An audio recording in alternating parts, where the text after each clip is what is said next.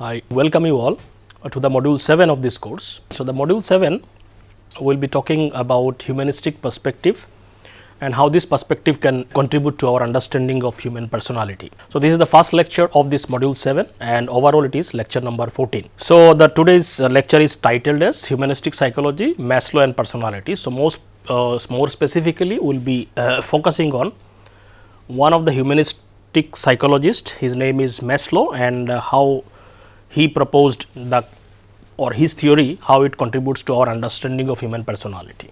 So, before we talk about today's lecture, let me give you a brief recap of the last lecture. So, last lecture was a part of module 6, which was about learning perspective, and more specifically we discussed about Skinner's operant conditioning principles and how it is relevant in the context of personality.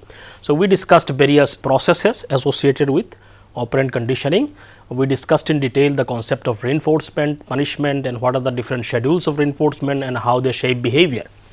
We also talked about the concept of shaping, where we try to understand that how can operant conditioning can explain complex learning of complex behavior, including both animals and humans. And at the end we discussed Skinner's view on personality, how Skinner's kind of described the different concepts associated with personality. So, these are some of the things that we discussed in the last lecture. So, today we will be talking about more specifically humanistic psychology in general and more specifically Maslow's theory in today's lecture.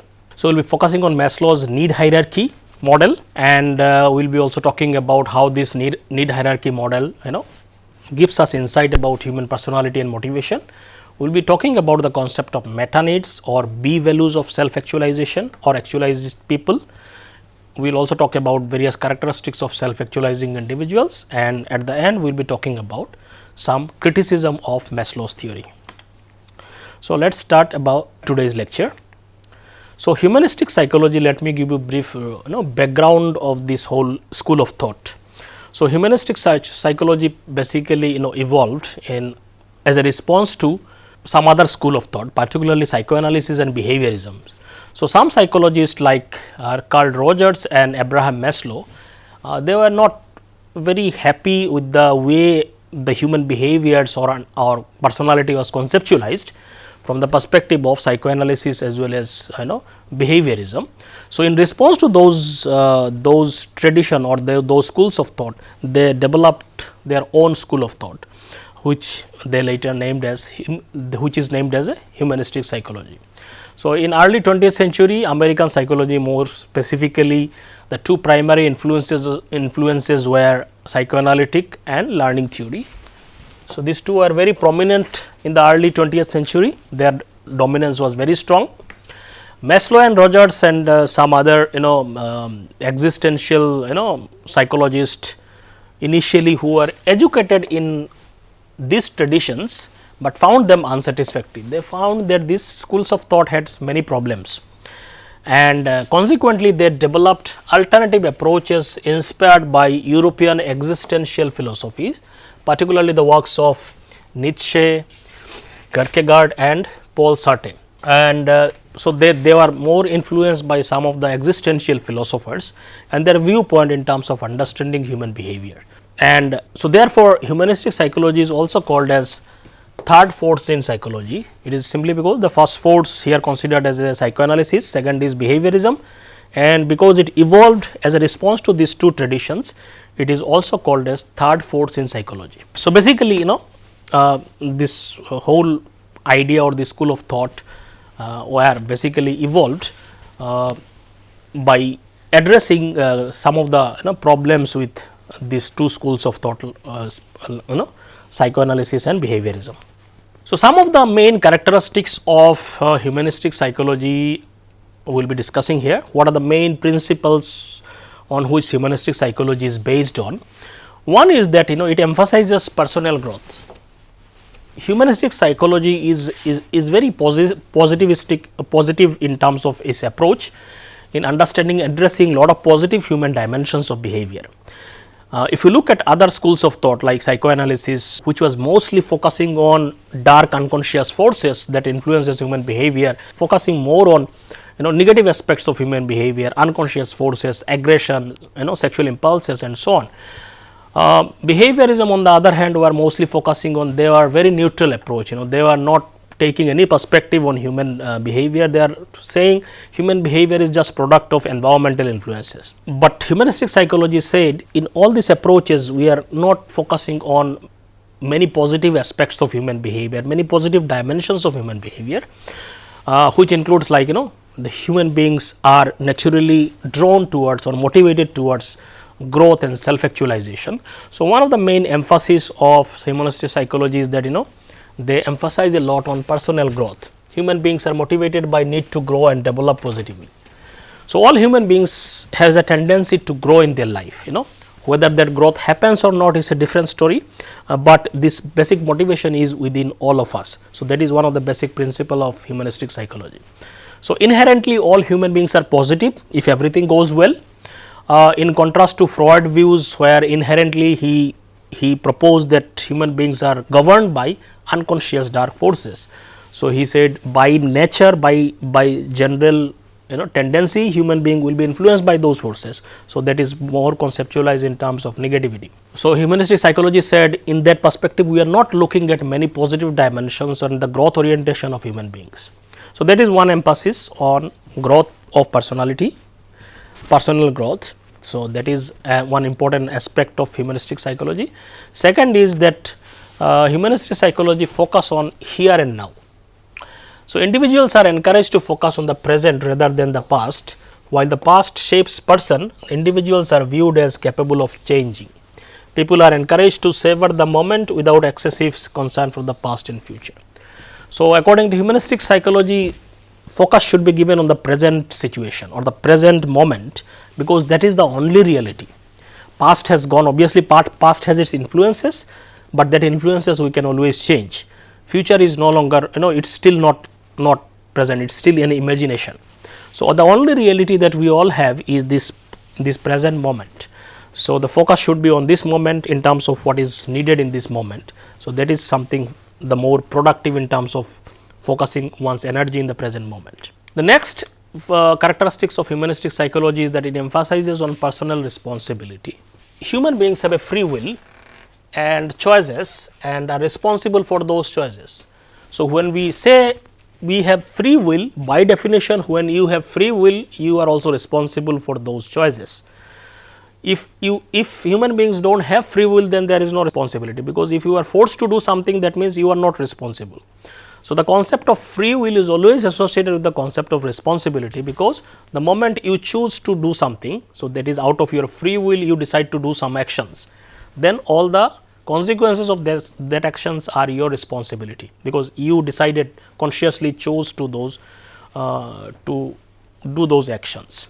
So, humanistic psychology focuses on that human beings have a free will to choose the actions and shape their destiny, but at the same time they also says then you are also responsible for whatever happens in your life, particularly the way you design your life and way you react to your life situations. You are responsible for those things. So, the next important characteristics is emphasizes on phenomenology, which comes from a philosophical thought which focuses on understanding individuals' experience and consciousness.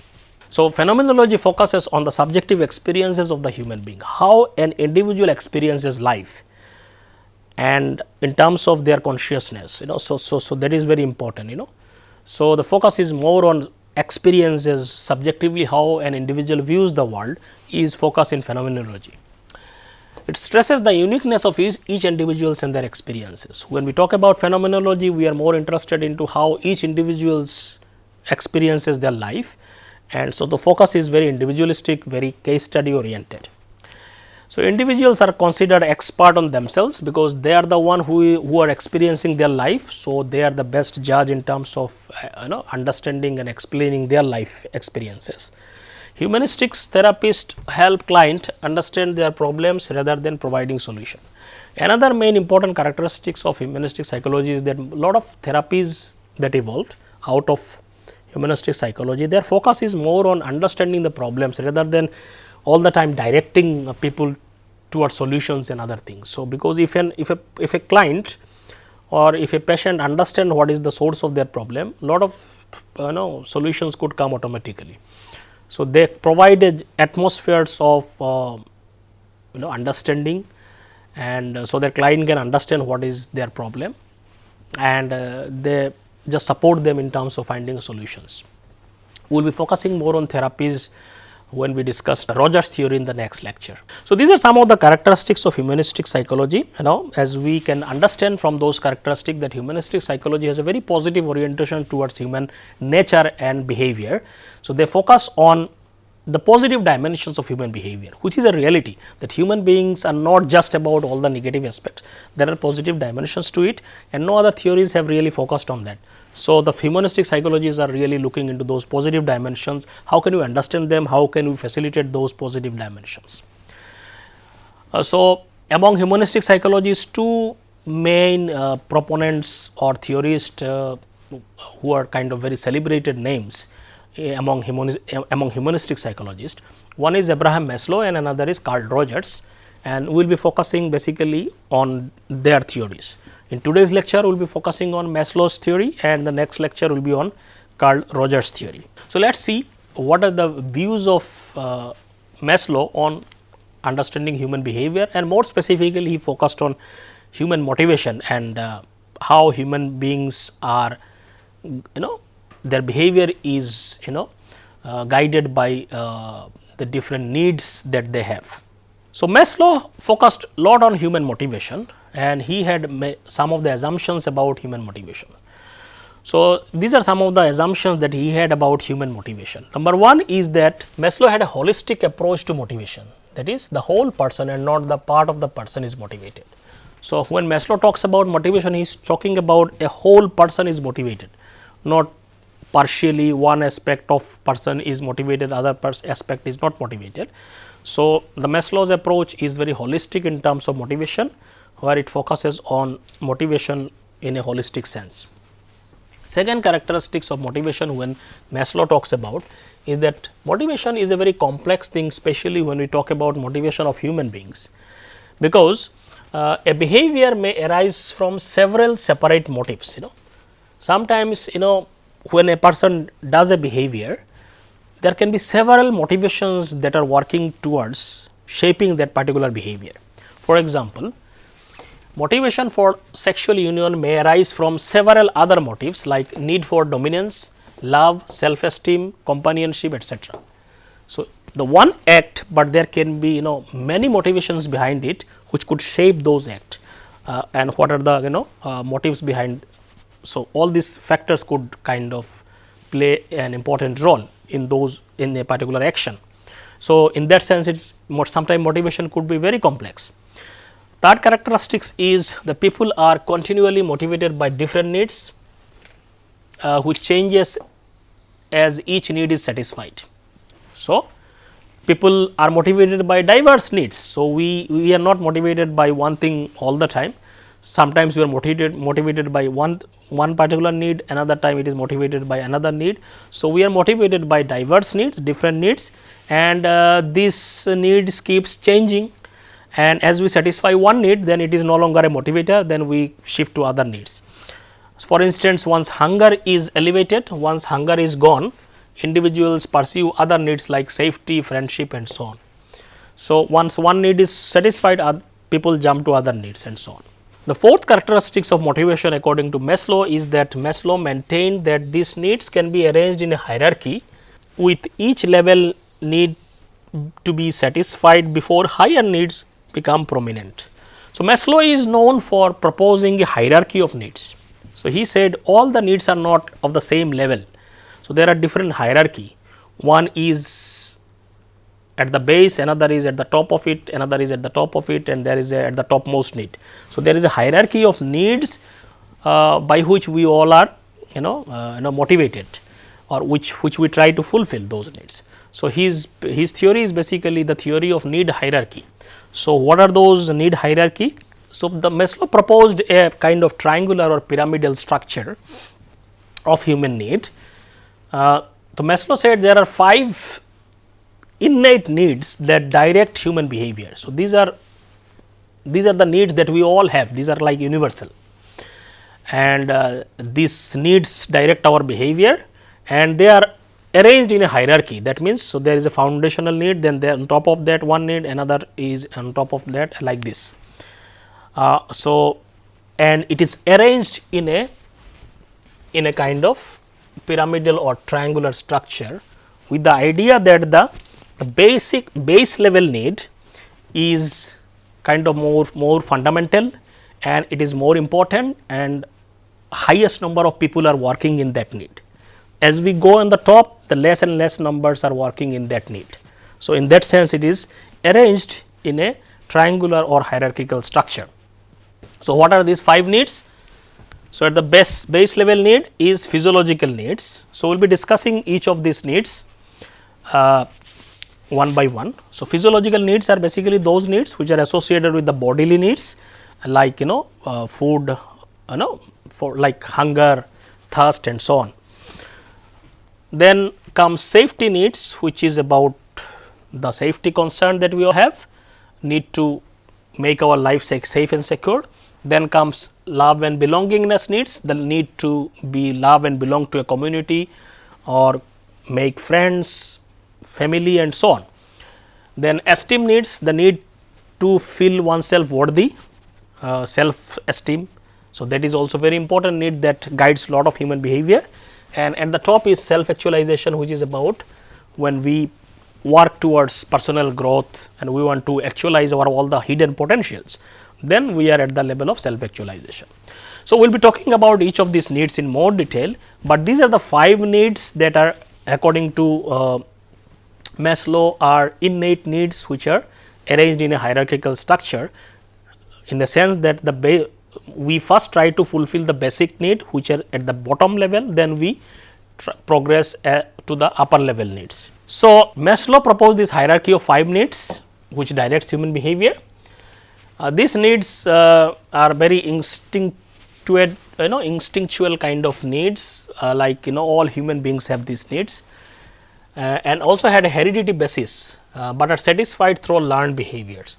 So, there is a hereditary basis to these needs, but we learn how to satisfy those needs through learning process in the society.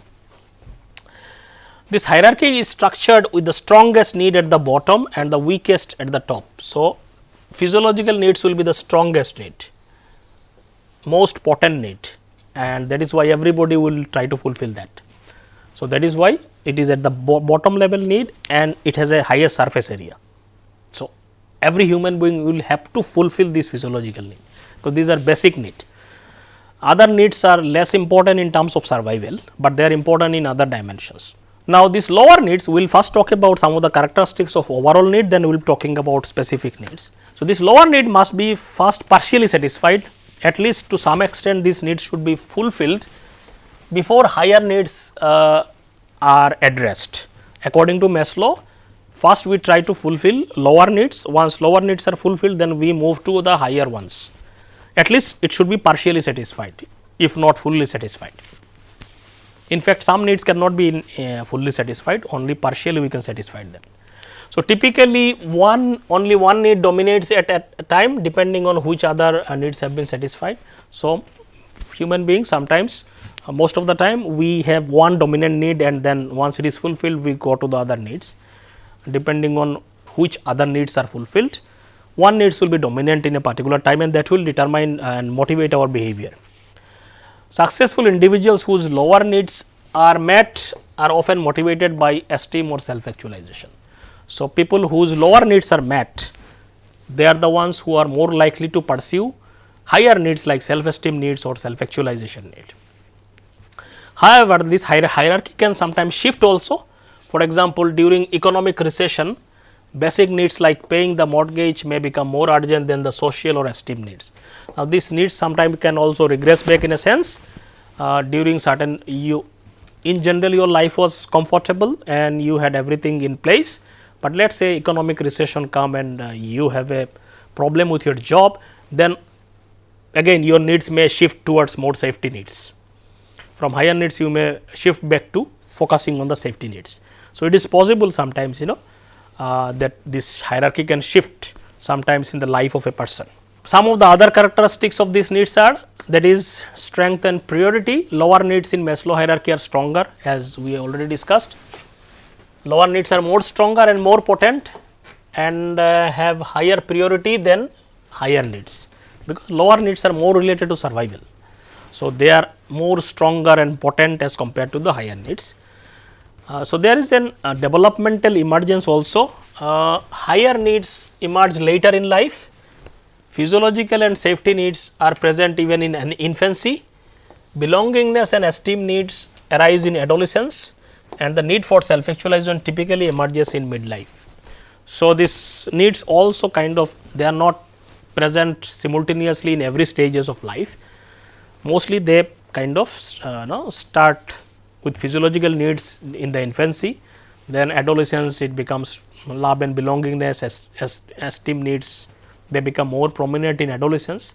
Self actualization becomes more prominent, let us say, for most of the people in the midlife. So, exception could be there in all in every cases, but in general this is what happens. So, there is an they do not emerge at the same time in all the stages of life. The third is survival and crisis. So, higher needs are less critical for survival and can be postponed without causing a crisis. So, higher needs are not immediately needed for survival, they can be postponed, but lower needs are failure to, for example, failure to meet lower needs result in deficits and can produce a crisis.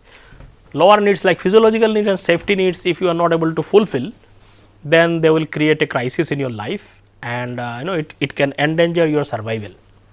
So, Maslow termed these lower needs as deficit or deficiency needs, because unmet lower needs create a deficit or lack in the individual. So, these lower needs are also called as deficit needs, because if they are not fulfilled, you will feel a sense of deficit within your life. So, they are also called as deficit needs. They need to be fulfilled from mostly from the outside world. Personal growth, despite being less essential for survival, higher needs contribute significantly to personal growth. Personal growth is connected to higher needs, particularly self actualization need, and they are important for enhancing health, happiness, contentment, fulfillment, longevity. So, these are referred to as growth or needs by Maslow. So, these are growth or being needs. Higher needs, particularly self actualization need, is also called as a growth needs or being need, simply because it is not a deficit need. It is a need of inner human being that it wants to expand and grow and contribute towards a meaningful life and so on. So, it comes from within the person. So, therefore, this kind of needs are called as being need. We will be focusing more on each of this one, and they are also called as a growth need. On the other hand, lower needs are deficit need, because if they are not fulfilled, there will be crisis in your life and you will try to feel a deficit in your life. In case of growth needs, if you do not fulfill them, there is no deficit as such, but it is a natural tendency of human being to grow and self actualize. External conditions regarding that, gratifying higher needs requires better social, economic and political conditions compared to lower needs. So, for higher needs, one need to kind of at least have a stable environment in one's life. So, people who are in a country where there is a better social, economic, political condition, then people can think about higher aspects of their life like self actualization, self esteem, because their lower needs are fulfilled. But on the other hand, because things like self actualization demands greater freedom of expression and opportunity than fulfilling safety needs or physiological needs. So, in order to for this higher needs to express within human being, a stable environment, which could be family environment, personal environment or the country level environment, should support those conditions. Sequential satisfaction is another important characteristics, that a need does not have to be completely satisfied before the higher needs to be becomes important. So, at least partial fulfillment of basic lower needs are required to move to higher needs. Maslow suggested a declining percentage of satisfaction for each need. He provided a hypothetical example. So, this is not the like exactly it is this percentage will be there in the human life. It is a hypothetical example Maslow gave. An individual should satisfy, let us say, about 85% of physiological need, 70% of safety needs, 50% of belongingness and love needs, 40% of esteem needs, and a 10% of self-esteem needs. So, that will be a kind of partial fulfillment of need if these percentages are fulfilled. So, this is like an hypothetical example. So, some partial fulfillment of these needs are required. So, if you see the lower level needs require higher percentages of fulfillment as compared to higher needs. So, this is the model. So, we will let us see each of these needs a little bit more deeper. So, if you see all these things are actually deficit need, from here to here is a deficit need, this is being need. Self actualization is a need which is the need of being. It is not coming from outside, it is coming from inside of the person. It is a natural tendency to grow in one's life. Other needs basically comes from other. Self esteem has some aspect of being need, we will be talking about that. So, let us start with one by one. So, first is physiological needs, which is the most basic need of any person and at the foundation of the Maslow's need hierarchy. So, if you see at the base, this is the physiological need, the most fundamental need. Most basic need of any person are physiological needs, which includes food, water, oxygen, maintenance of body temperature, sleep, etc. So, these are required fundamental survival needs. Without this, we cannot survive. These needs are the most potent and take precedence over all others. All other needs come later. We have to fulfill first these physiological needs. So, perpetually hungry people are motivated solely to eat rather than to make friends or gain self esteem. If someone is not able to fulfill the hunger, then that person will be motivated by only fulfilling those physiological needs. So, if one is not able to get 2 times of bread and butter in his life, then he will be only focusing on how to get the next time meal. So, his whole motivation will be only to feed his hunger. He will not be focused on making friends and think about self esteem and so on. So, because his fundamental needs are not fulfilled, their primary focus remains on obtaining food as long as these needs are unsatisfied. So, that is about basic or physiological need. Mostly in the affluent societies where basic needs are generally taken care, most people satisfy their hunger needs routinely. When they claim to be hungry, they often refer to appetites rather than true hunger. So, affluent societies where people are generally wealthy, this need is generally taken care. So, when someone says I am hungry, they are basically saying they are often refers to appetites, not the true hunger when we talk about somebody is not getting food. So, in an affluent society, this is generally taken care for most of the people. Truly hungry individuals are not particularly about the taste, smell or temperature or texture of the food. If someone is truly hungry, he will not be focused on all the details or delicacies of the food. As Maslow stated, it is quite true that man lives by bread alone when there is no bread. When someone is hungry, not getting the resources for feeding oneself or and his or her family, then man actually lives only by bread only. So, then his whole and sole focus is only on earning bread. Unsatisfied physiological needs dominate a person's motivation, making them preoccupied with food and willing to do nearly anything to obtain it. So, that basically shows it is a very strong motivation, because it is directly related to survival. Without that, we cannot survive. Physiological needs is kind of different from all the other needs in 2 ways. One is they are the only needs that can be completely or overly satisfied. Physiological need is the only need that can be completely satisfied by a person. So, let us say if you are hungry, you can completely quench your hunger or you can satisfy your hunger. Once people have enough to eat, food loses its motivational power and the thought for more can even be nauseating. So, one can fully satisfy this need for hunger, but obviously it is a temporary fulfillment. Once after sometimes, then the need, this hunger can arise again, but one can fully satisfy this need if somebody has enough to eat, and then food will lose its motivational power. However, these physiological needs are recurring, they will come again and again. You can fulfill it again and again, but then again it will come back again. After eating, people will eventually become hungry again and need to replenish their food and water supply continuously. In contrast, needs at other level, all the other needs that we will be talking about, such as love and esteem, do not constantly reoccur. Once partially satisfied, individuals remain confident that they can continue to satisfy their love and esteem needs. So, that may not reoccur like physiological foods, and we may not be even completely satisfied like physiological needs when we talk about other needs. So, according to Maslow, when individual partially meet their physiological needs, then they focus on their safety needs. So, that is the next level need.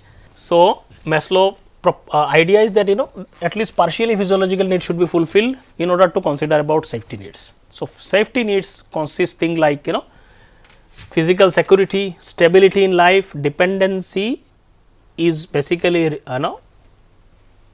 you are less in terms of dependence on something else. So, that means that is more secure life.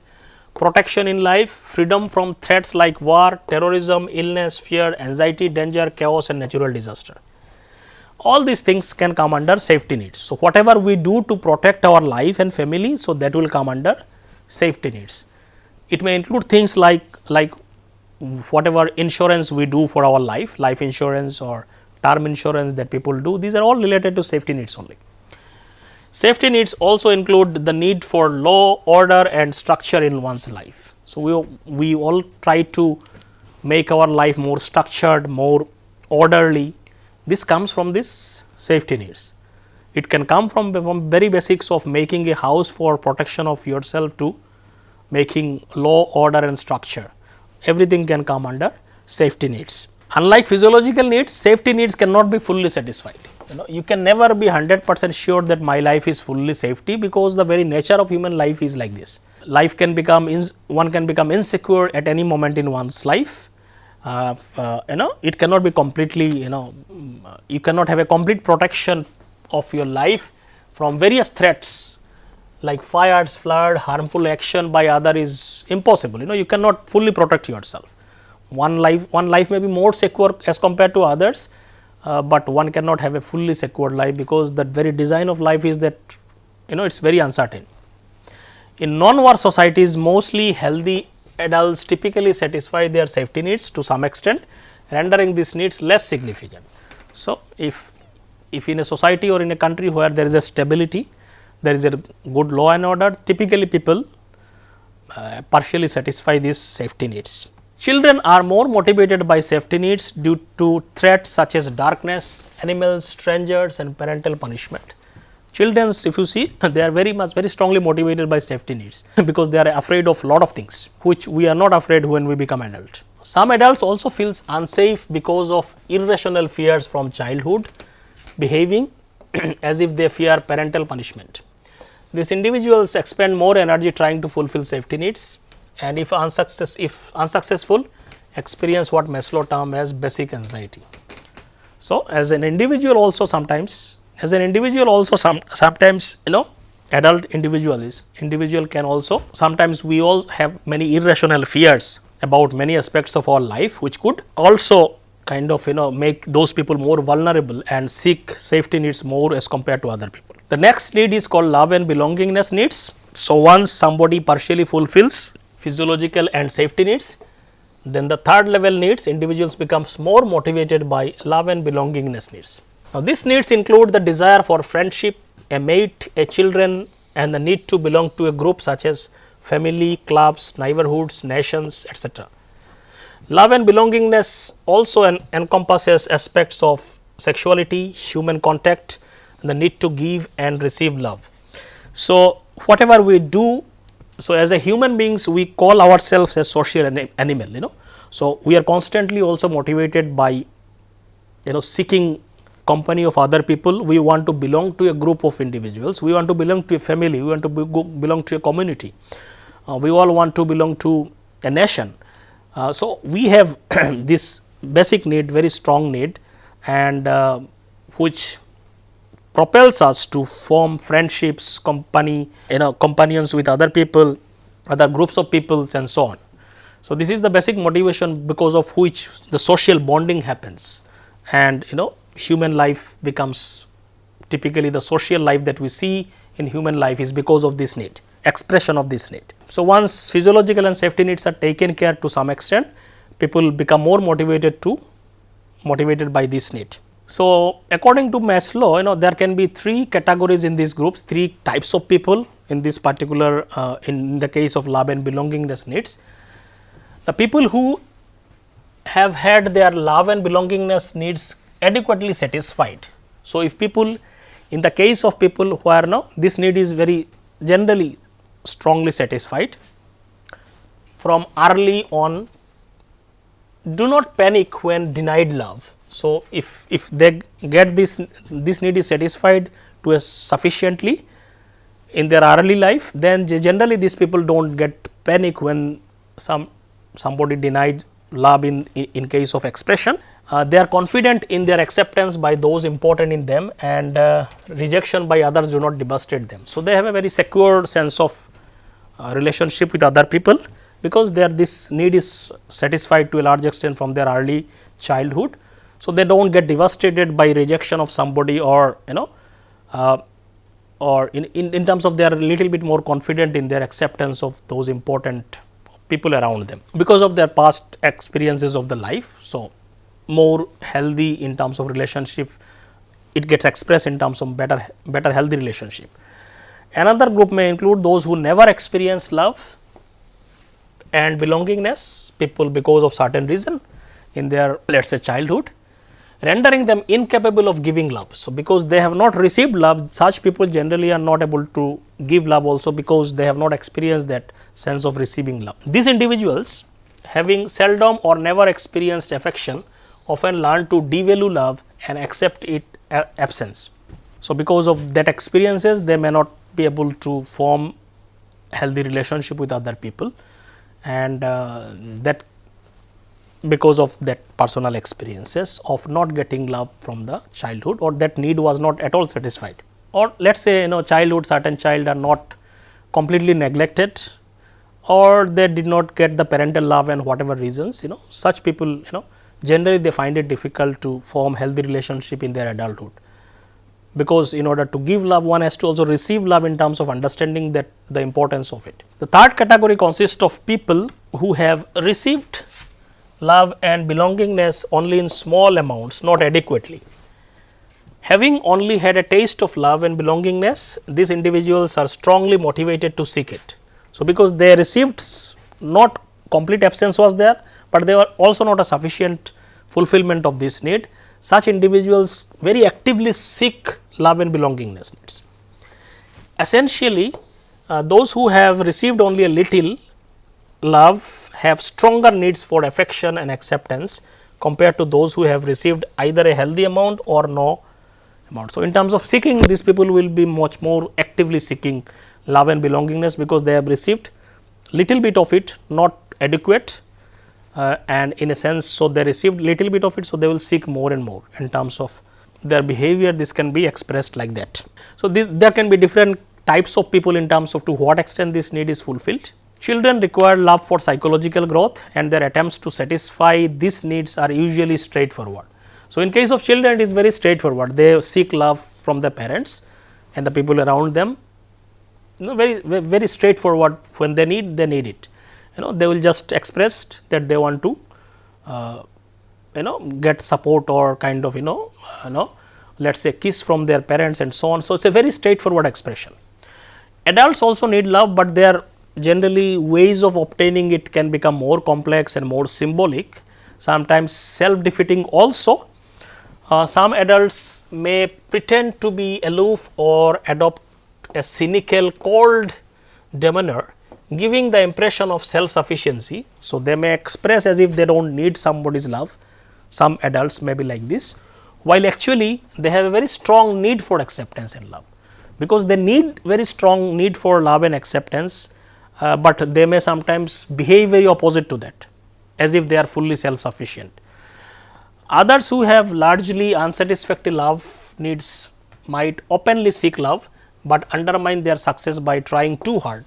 Some people may, because of their unsatisfied need for love, sometimes they try too hard, which sometimes leaves other feeling suspicious, unfriendly, and so that can also invite negative reaction from other people and so on. So, in adults this expression could be very complex. In children it is very straightforward. Maslow expressed concern about high number of individuals living alone in the Western cultures. Now, that is happening in almost every culture nowadays, particularly in big cities, where people are mostly living alone, and this sense of social, sense of belongingness, sense of belong to a group and so on, this is kind of decreasing. So, this particular need could be in curtailed in so many ways. What he could see it in Western culture in many decades back, now this is almost prevalent in every culture, where people are experiencing loneliness due to unmet belongingness and love needs. So, this need is not very strongly fulfilled in many people in today's world. Maslow also identified two distinct type of love in terms of expression. One is D love, another is B love. So, let us see what are these two also in that sense. So, D love is basically deficiency love according to Maslow, which arises from a need to fill an internal void. So, you feel a sense of void within yourself and you want to fulfill that void. So, it is a deficiency that arises within you and you try to fulfill it from seeking it from outside, from another person or anything. This love is relatively selfish, as it seeks to satisfy the individual's need for affection, tenderness, feelings of elation and sexuality. It can lead to manipulative behaviors to gain the attention of the desired person, and is often observed in young children competing for parents' attention. So, deficiency love could express in lot of human cases, where you feel a void and you try to fulfill that from seeking someone's attention and love, and this can be seen in even children also, when they do lot of activities like try to catch attention of parents, so that they get more love from the parents. This happens in the sibling rivalry cases also, when there are two or more children. So, this is coming out of some kind of deficiency. In contrast to being love is completely different from this D love. It emerges once D love needs are met. When this deficiency love is generally fulfilled, then B love there can be possibility of it. So, B love is non-possessive, unconditional and involves loving others for whoever they are. It includes respecting others' person individuality, occasionally putting their needs before their wants and valuing them intrinsically. B love is considered as a growth need and signifies emotional maturity. It becomes possible when basic needs are sufficiently gratified. So, here it is more like an expression, outflowing, overflowing love. It is not coming because of some deficiency, because that deficiency is already fulfilled. The person express it as a kind of non-possessive, unconditional sense of love. That person values it, another person intrinsically there is a sense of respect for another person. From that sense, such kind of love arises, which is called as a being love. The next one is esteem needs. As people fulfill their love and belongingness needs to some extent, they become free to pursue esteem needs, which encompasses esteem needs is about how worthy you feel yourself. What is your perception of yourself in terms of worthiness. It encompasses things like self-respect, confidence, competence and a recognition from others that they are held in high self-esteem. So, self-esteem is the need for self-respect, basically how much value you give to yourself, how worthy you feel as a person, how much self-respect you have, how much respect you get sometimes from the other individual also influences your self-esteem. So, self-esteem reflects a desire for strength, for achievement, for adequacy, for mastery and competence or confidence in the face of the world, and for independence and freedom. So, self-esteem is more about sense of self-worthiness, to what extent you experience that.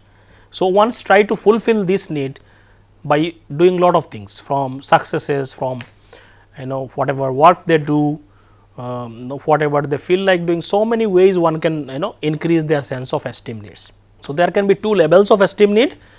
One is from external self-esteem, or which is also called reputation. Reputation refers to the prestige, recognition or fame a person receives from others. So, when you become, let us say, a lot of people starts respecting you, giving you name and fame and prestige you get from other individual, then also your sense of self esteem increases. Now, but this self esteem is external self esteem, it is coming from other people. Another aspect of true self esteem is internal self esteem. It involves one's own feeling of worth and confidence, which are based on more than just reputation or prestige. So, it is how you perceive yourself. It may not depend on how others are looking at you, but you may have your own self respect, sense of self esteem, and it may not be just based on how other people look at you. No? So, your sense of self esteem is actually true self esteem, which is called as a internal self esteem. So, individuals have a need for respect and admiration from others, but emphasize that the respect must be deserved. So, many times we may get respect from others individuals, but if you do not deserve that respect, let us say by some hook and crook you did something and you went to a certain position, but you feel yourself that you do not deserve that, let us say, then your true self esteem will be hampered. You will getting external self esteem is fulfilled, but your true self esteem or internal self esteem, you will always know that you do not deserve that. In that case, your real self esteem needs will not be fulfilled to that extent, will not be met. So, many times it happens because you know what you deserve by certain let us say means, by certain hook and crook methods you achieve something, but you may get external self esteem, but internal self esteem, which is true self esteem, you may not, it may not be fully met in those cases. The self esteem is grounded in real competence rather than merely others' opinions. So, if you have a real competence and you achieve something, then the true self esteem is obtained. Once individuals meet their esteem needs, they are on the verge of self actualization. So, they are more likely to. Now, the last need, that is called need for self actualization, which is the highest need in the Maslow's hierarchy needs. What is self actualization? Now, this is the highest need in the hierarchy of needs, and according to Maslow, this is the most refined need of human being, and only thing is that only when all the other needs are partially fulfilled, one is likely to fulfill this need according to Maslow. So, when these lower level needs are satisfied, people typically move to next level. However, once self esteem needs are met, they may not always directly move into self actualization. So, it is not necessarily that your self esteem needs are met, now you will automatically go to self actualization. What Maslow observed, that it does not happen automatically for all individuals, but then the possibility increases, only then they can work towards self actualization. At the very peak of Maslow's hierarchy are the self actualization need, although this self actualization is most often linked to a term first coined by Kurt Goldstein. He used this term first, but Maslow made it more popular. Self actualization needs are met when an individual engages in self development and personal growth. So, the moment when we work towards our self development and personal growth, we are in the process of self actualization. This is a being need, as we said, because every human being wants to expand in their life, wants to grow in their life, wants to make best of existence, whatever they are given. That is the need of self actualization. So, individual may achieve financial success and possess enough power to satisfy all their lower needs, yet they may feel unhappy and discontent. We might have seen many people who have fulfilled all the basic needs, they have all the financial success and possesses, but still some of these people may not be content and fulfilled and happy. According to Maslow, this restlessness may stem from unmet need of self actualization, because they are not moving towards self actualization, which could be the reason that they are still not finding happiness and fulfillment. Self actualization requires individuals to develop themselves fully, maximize their talent, find meaning in life, leading to inner peace. So, this self growth gives life a meaning. It helps them to develop, to actualize their potential. They feel their whole purpose of whatever for taking birth is fulfilled. So, in that direction if one moves, then the self actualization is happening. Maslow's emphasized that this process varies for each person based on their unique talents and interests. So, this self actualization journey will be very different for each individuals, because every individual's potentials are different in different directions, their interests are different, their talents are different. So, based on that, the journey of self actualization will also be very different for each individuals.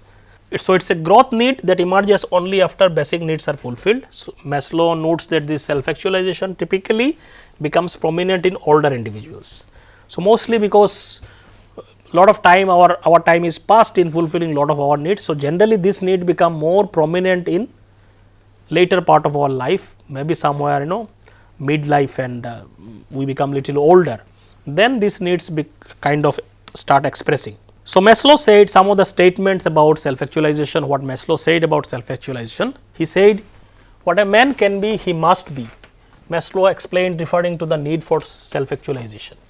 So, that means what you can be, you must be in order to experience self actualization.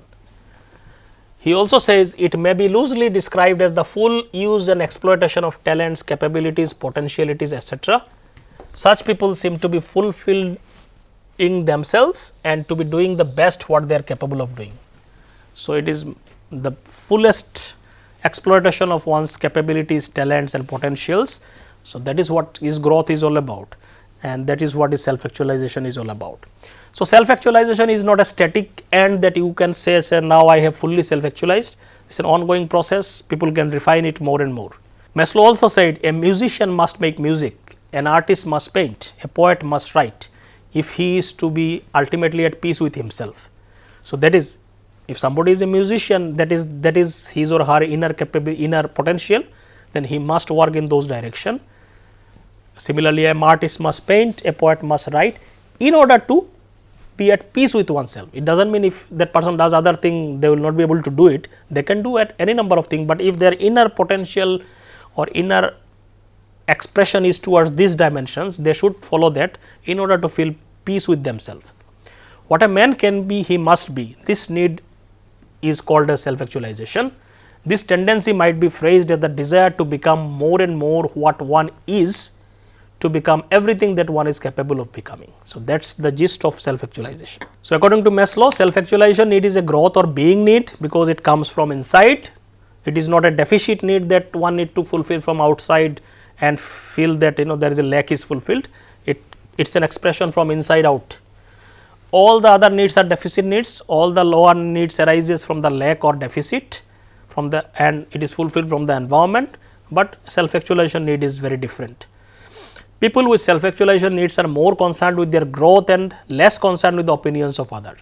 So, these people are generally focused on their growth and they are less concerned with what other people are trying to tell them, that you should do what you, in our society people all the time guide people that you should do this or not. People have their own judgment what is the best thing to do, but a self actualized individual is generally guided by his or her inner tendencies. Initially, Maslow believed that self actualization needs become more potent whenever esteem needs are fulfilled. So, initially he believed that once esteem need is fulfilled, because that is the just next below the self actualization is esteem need, then people will automatically move into self actualization. But he observed in 1960s that many students in many campuses that they fulfilled all their basic needs including self esteem needs, but they did not move to self actualization needs. They did not work towards that automatically. So, the difference between those who move to self esteem, from self esteem to self actualization, he found that only those people move from self esteem to self actualization who embrace something called as B values, which are also called meta values, meta needs. Individuals who highly respect values such as truth, beauty, justice, these are some of the examples of B values, or these are also called meta needs. Only these things will guide them towards self actualization. If they do not embrace these values, they will be stuck in the only esteem needs, they will not move towards self actualization needs. Conversely, people who do not embrace these values are frustrated in their self actualization need despite having satisfied all the other basic needs. So, Maslow clarified that not all individuals achieve self actualization, though many people strive towards it. Self actualized individuals are considered very rare people, very few people actually are self actualized or working in the self actualization. He suggests that that typical model of motivation does not apply to these people. So, these people who are in the level of self actualization, then the typical motivations or whatever motivates other people will not motivate these people. as their needs are very different from other people. So, he called it as the meta needs or B needs that we discuss now, B values. So, their needs are very different from other individuals once they reach self actualization. This meta needs focus on higher aesthetic and moral values such as beauty, truth, justice and ethics. So, these are some of the higher needs or meta needs. So, these are this is an example of meta needs where you can see B values or meta needs. It includes things like truth, goodness, beauty, wholeness, aliveness. Lot of these are actually interconnected. All these higher needs typically motivates people who are self actualized. This meta motivation is characterized by expressive behavior rather than coping behavior and is associated with B values. So, these are associated with B values, what we discussed, distinguish self actualized individual from those who are not. So, self actualized individuals will be motivated by these needs. It serves as Maslow's tentative explanation why some people, despite fulfilling all the lower needs, are not able to fail to achieve self actualization, because they do not embrace these meta needs. These individuals' lives lack meaning and B values, because if they lack these B values and meaning in their life, they will not be able to pursue self actualization. Only those who live among the B values are self actualized and capable of meta motivation. Maslow identified somewhere about 14 B values that we just showed in the diagram, but this exact number is not important, because all this kind of converge together. If you follow some of this, automatically others will follow, like truth, beauty and all these kinds of things. These are all connected to each other. People who follow some of these things, automatically others comes into their life. These values differentiate self actualized individuals from, as we say, from other people who are stuck with other needs. Maslow hypothesized that these people, when people meta needs are not met, they experience existential illnesses. All individuals have an innate tendency to move towards completeness or totality. When this movement is obstructed, they suffer feelings of inadequacy, disintegration and unfulfillment. So, these needs are very important in the higher context. For example, absence of these values can lead to certain pathologies such as denial of truth results in paranoia, residing in an unattractive surrounding leads to physical illnesses, absence of justice and order induces fear and anxiety, lack of playfulness and humor results in state of staleness, rigidity and somberness. So, deprivation of any of these B values leads to metapathology characterized by absence of meaningful philosophies in one's life. So, these are very important aspects of self actualized individual. Now, Maslow also did some research on characteristics of these self actualized individuals, and his approach was more of his own understanding. He took interviews of some individuals whom he considered self actualized, and he read the biographies of many individuals who died at that time and whom he considered highly self actualized, and then he tried to understand what are the common characteristics among these individuals. So, Maslow proposed that to be self actualizing, Maslow proposed that these two characteristics are very important. One is individuals must regularly have their other needs satisfied and also embrace B values that we kind of discussed now. Using this criteria, he estimated only psychologically healthiest 1% of the adult population of the US would be self actualized. So, very few individuals according to him will be actually in the category of self actualized individuals. He considered somewhere about 1% of individuals in the US. So, this is just an assumption. He has not done any empirical research on this. Maslow undertook interviews, as I said, of many individuals whom he perceived self actualized, and also studied biographies of individuals such as Albert Einstein, Roosevelt, William James and so on. All these people whom he considers highly self actualized, and he tried to understand the common characteristics among them. So, he found tentatively some 15 characteristics. We will just summarize some of them. One important characteristics or common to among all these individuals are creativity. Now, these healthy individuals studied by Maslow, he described, are very creative. Self actualized individuals approach life in a creative manner. So, creativity here does not mean they are creative in solving some problem or something like that, like in painting or poetry, not necessarily that, but they approach their life in a very creative way. They often express creativity in everyday tasks such as preparing meals in novel and visually appealing ways. They found interest in small everyday things akin to joy young children find in small discoveries. So, their life, everyday approach of life is more creative as compared to others. So, that is one characteristics he found among them. Their thinking pattern is also a little different from other people. Self-actualized engage more frequently in what Maslow termed being cognition, which is non-judgmental about accepting oneself and world. So, they do not generally judge people too much, they accept themselves, which gets reflected in acceptance of others people. So, they do not they are not very judgmental people, they all the time they are judging other people, no, that comes from deficiency of individuals. So, being cognition is like they will just accept them and others as it is. So, that they are not too judgmental about why others are saying or whatever they are doing. In contrast with deficiency cognitions, the people are deficiency cognitions lead to lot of judgmental behavior, always seeing oneself separate from others and so on. So, B cognitions which is characteristics of self-actualized individuals occurs in some moments of this is a characteristics, but it also happens most typically in something called as a peak experiences. So, the self-actualized individuals experience something called as a peak experiences, which are very frequently experienced by these individuals. So, the next characteristic is peak experiences. Here Maslow found that these are profound moments of intense happiness, fulfillment and transcendence. Some people completely get lost of time and get absorbed in what they are doing. Profound moments of intense experiences of happiness, fulfillment and transcendence. So, that is called peak experiences. Such experiences are very frequently experienced by self-actualized individual. They are characterized by heightened sense of awareness, feeling of unity with the universe and a deep connection with one's inner self. It is more like a mystical experiences, or you become one with everything and you feel a deep fulfillment, or you get completely absorbed in what you are doing. So, that is something called as a peak experience. So, during peak experiences, individuals often feel a sense of awe, wonder and profound joy. So, such moments are more frequent among them. These moments are often described as the moments of pure bliss and are associated with a sense of self-actualization and personal growth.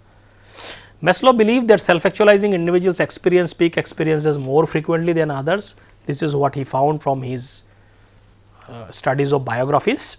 Some of the other personal characteristics are their self-acceptance. As we said, they are very self-accepting of themselves and others. So, they are non-judgmental. They have a more accurate perception of reality. So, they perceive reality more accurately with fewer distortions. They see the reality as it is without distorting it. So, that is also another So, when we kind of use too much of defense mechanism, all the time want to defend ourselves, then we distort reality. When you are very open, then the distortion happens less and you are more likely to accurately perceive reality. They also have more ethical and moral standard. Self-actualized individuals also have a well-developed ethical and moral standards. They accept responsibility for their actions and having a strong wish to help others and contribute to the communities. So, this is another characteristics. Problem solving and motivation, they are good at focusing on problems and seeing them as through resolution, often motivated by desire to fulfill their inner potential rather than external rewards. They are more independent and less influenced by cultural norms. So, this is something also very important. As we said, they are more independent in a sense, they are less influenced by others' expectations. So, that is why they are able to work out their own inner potential. Many people are not able to fulfill their self-actualization tendencies simply because they always follow what other people wants them to do and they just forget about their own actualizing tendencies. Personal relationships, self-actualizers tend to have deeper personal relationship, preferring few close friends as compared to wide circles or acquaintances. Such people may prefer very few close friends but their relationships are very deep connections with them. Sense of humor also, they are more like philosophical based sense of humor. They do not use sense of humor to aggressively or hostile to show hostility towards others. So, many people use sense of humor to just bring other people down, that is a hostile kind of sense of humor, but one can have a just general philosophical sense of humor. So, these people also have this sense of humor which is more philosophical, less hostile. They also have a realistic perspective in the sense that the self-actualized individuals are not perfect in every sense they are perfect individuals. It is not like that. Peak experience come and go and at times they can be annoying and irritating also. They are not perfect individuals, but in terms of actualizing tendency they are in that journey. Maslow believed that no one is self-actualizing individuals all the time. So, no one can be all the time in a self-actualizing tendency. Obviously, they are more frequently in touch with that, but some are happier than others. So, some people like Sjostrom in 74 also developed a questionnaire called Personnel Orientation Inventory to measure the values and behaviors of self-actualizing individuals. To what extent people have these values? It includes like 150 forced choice items. Items included like I can feel comfortable with less than a perfect performance versus I feel uncomfortable when anything less than a perfect performance. Like this, one out of these two statements, one has to choose one. Like this, many such dual statements are there, out of which one is related to self-actualizing tendencies, and like that it was measured to what extent people have self-actualization, to what extent they are in the process of self-actualization. So, this is a typical questionnaire that is available and still used to measure self-actualization. Maslow's law talked about some other needs, but it is not like universal needs that he did not include in the pyramid triangular structure. He said people may also have some other three categories of need. One is aesthetic need, cognitive need and neurotic need.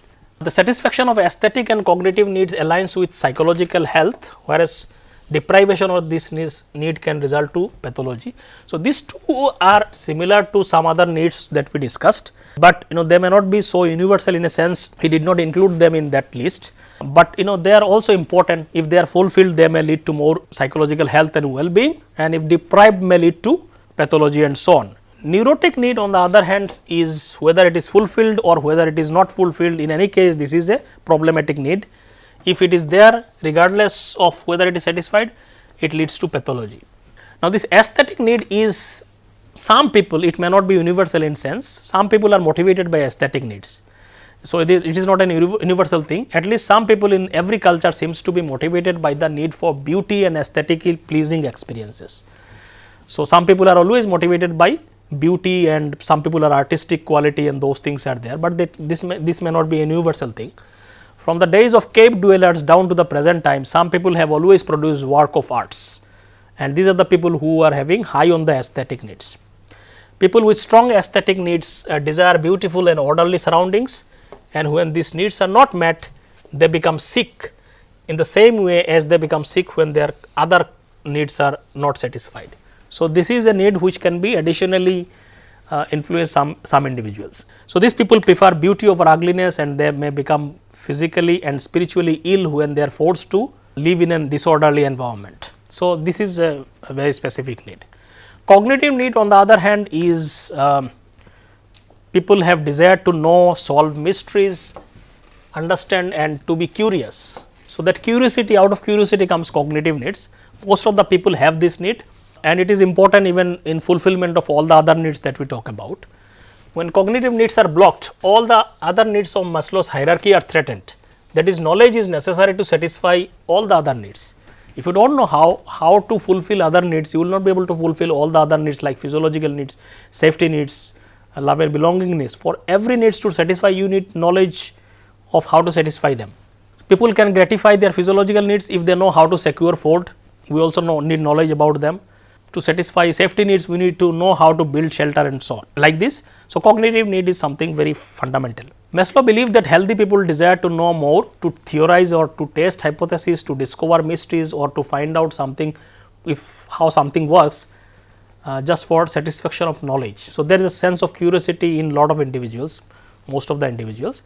However, people have not satisfied their cognitive needs, who have been consistently lied to, have had their curiosity stifled. If let us say some people are not given proper freedom in terms of expressing their curiosity, in terms of knowing, and let us say they are lied, they are not allowed to express their curiosity and so on, then this need will be curtailed and denied and may impact the person's well-being, may lead to skepticism, disillusionment, cynicism and so on.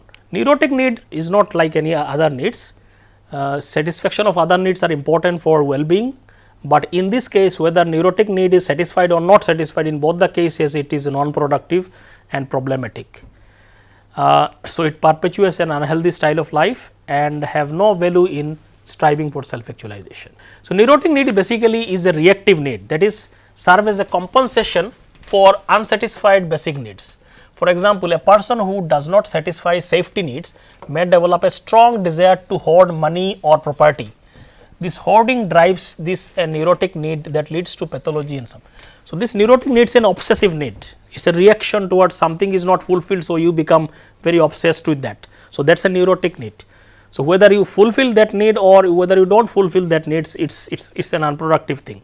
So, neurotic need itself is an unproductive problematic thing.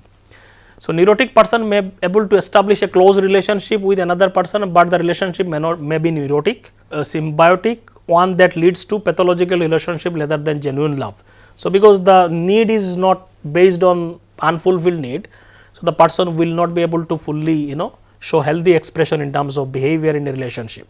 So, this neurotic need is unproductive in that sense. Maslow presented yet another example of neurotic need. A person strongly motivated by power can acquire nearly unlimited power, but that does not make this person less neurotic or less demanding of additional power.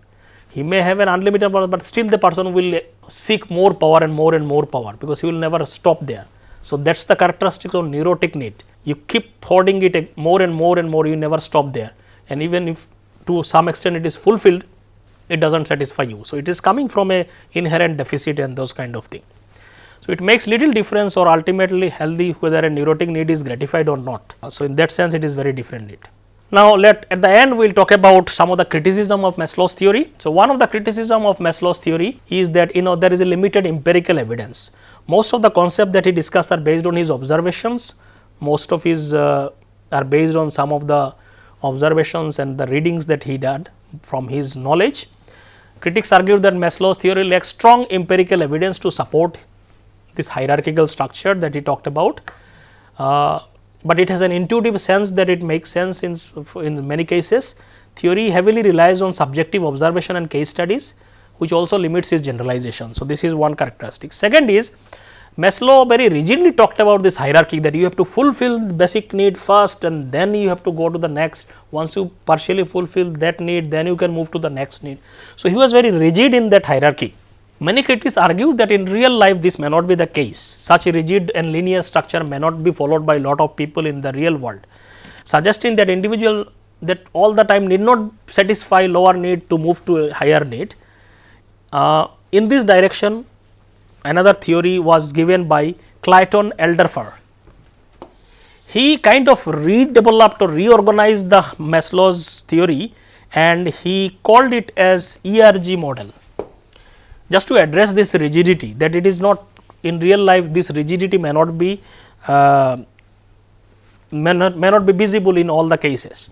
So, he said all the Maslow's hierarchy needs, he compiled them 5 needs into 3 needs.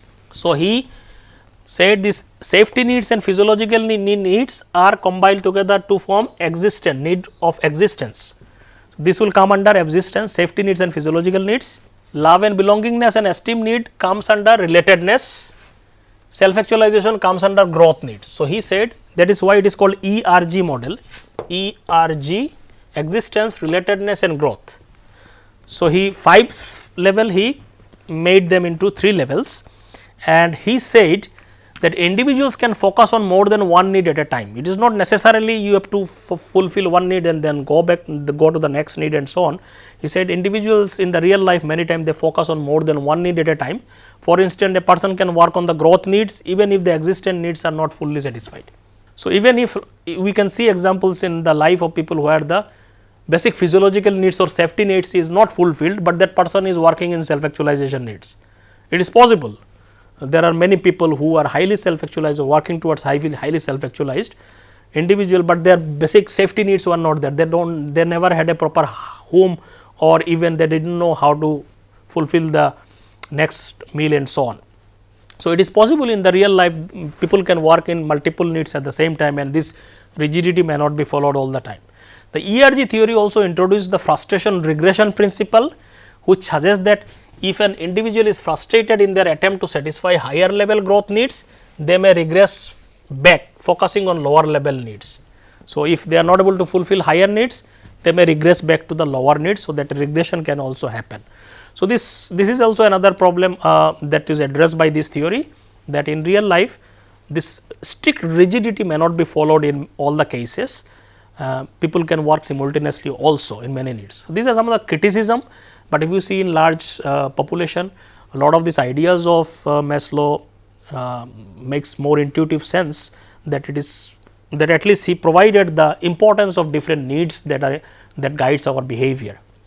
And it may be followed for many cases of individuals, but some cases it can be more flexible also. So, these are some of the things about Maslow's theories and how he perceived human behavior, and motivation and personality can be shaped by all these needs. So, with this I stop here. In the next lecture we will be talking about Carl Rogers theory, which is also another theory from humanistic perspective. Thank you.